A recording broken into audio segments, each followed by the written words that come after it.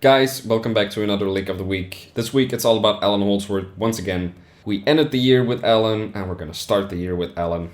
This is the third time I had to start this video because of all kinds of technical stuff. So this better be worth it. So, if we take the lick from here. That's not really part of a lick, but whatever. That's F minor Dorian, descending from the flat 7 to the root. It's all over an F minor vamp. So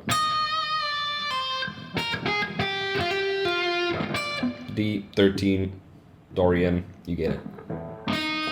And then here is where the fun stuff begins.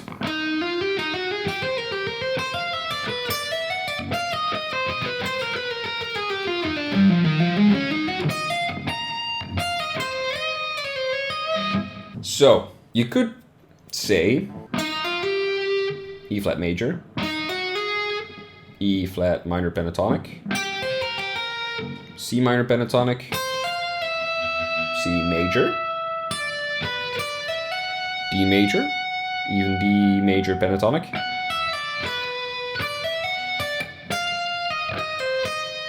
F minor pentatonic, with the blue notes. Sharp 11, flat 5, whatever.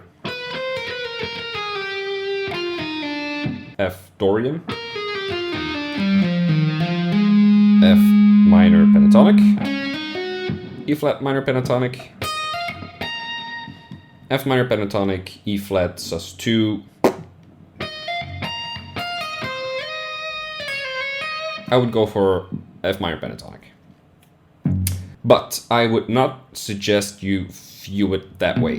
What my tendency is to look at it in terms of little micro cells or microstructures, intervallic structures, whatever you want to call it. This is one structure, this is one cell. That's another cell. This cell, this structure is transferred over to a different string. Also, there are boundaries, sort of, to these structures. This one stays within a major third and then expands into a perfect fourth.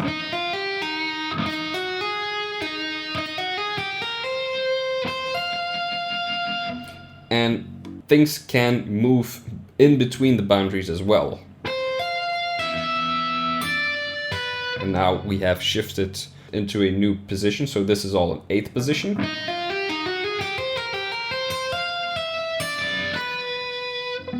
You could also see this as a cell.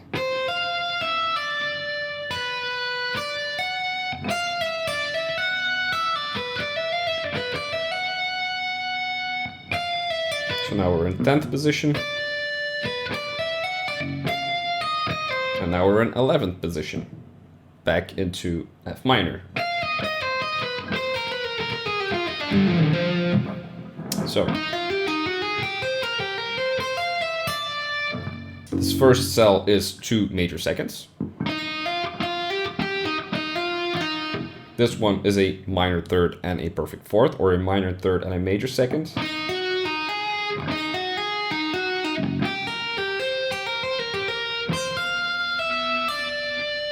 Here we have a major second and a minor second. Once again, major second, major second. And then this is exactly what's missing in between. These are the gaps between these 3 notes. If you want an easy way to sound outside, just pick the notes in between.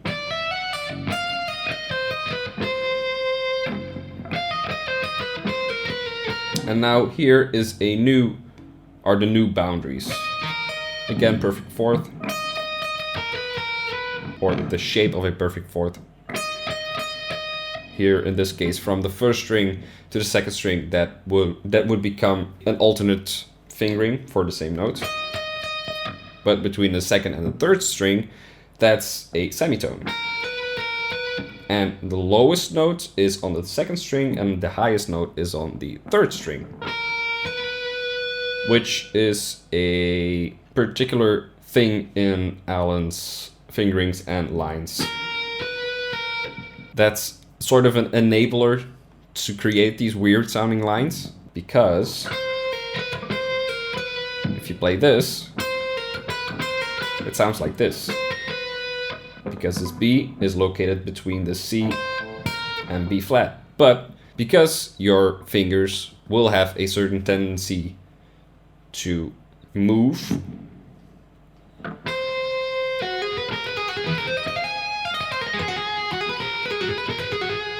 same thing here, by the way. This G is located between this F sharp and A flat. But because your fingers move in a certain way, you still have this easy physicality while creating this weird stuff. That's another one that occurs later on in the solo. So back to this line. Because this B is here, you get to be able to play this sort of meandering around this B flat, but it's weird. It kind of hangs around the B flat, but not really.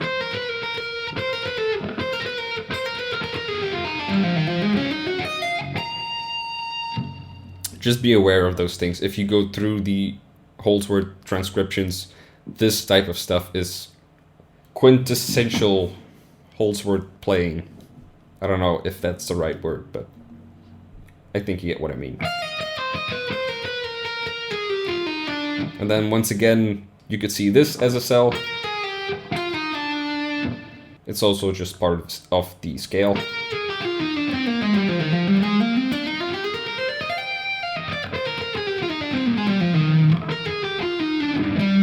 String skip.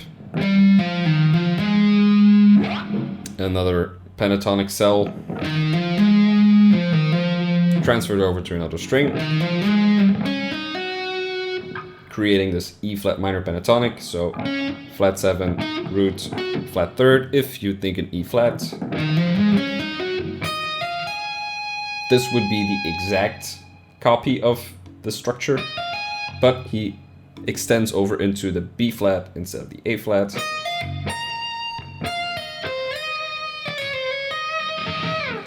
So I would suggest you view it in this way. Of course you don't have to view it in this way. That's just how my brain works. Instead of thinking E flat major, E flat minor, C major, D, F minor, like, I don't know about you, but my brain cannot compute all that stuff in real time. If it doesn't come like that on the spot, it's not gonna happen. So you can have all the theory in your head you want, but if you have to think C melodic minor, D diminished, the song's over.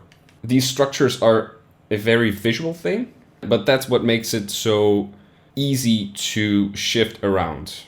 That's not to say that it's easy to play. It's certainly not easy to come up with these things, but it's sort of a system you can use. And it's good to be aware if it's melodic minor or diminished or mixoflipsian or whatever, but I wouldn't get too caught up in it, in all the theoretical explanation, because I think that's looking into it too much. Just use your ears. I know it's kind of a cliche thing to say, but really use your ears.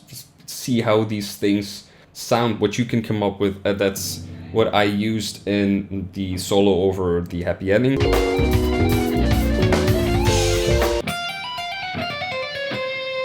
This thing, that's this concept. This F sharp is between this F and G.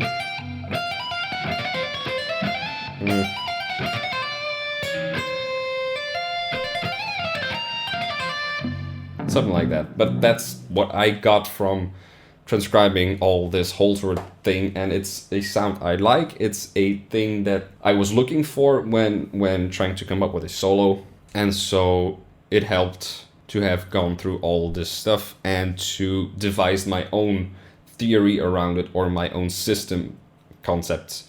Insert other synonym. Once again, the whole thing.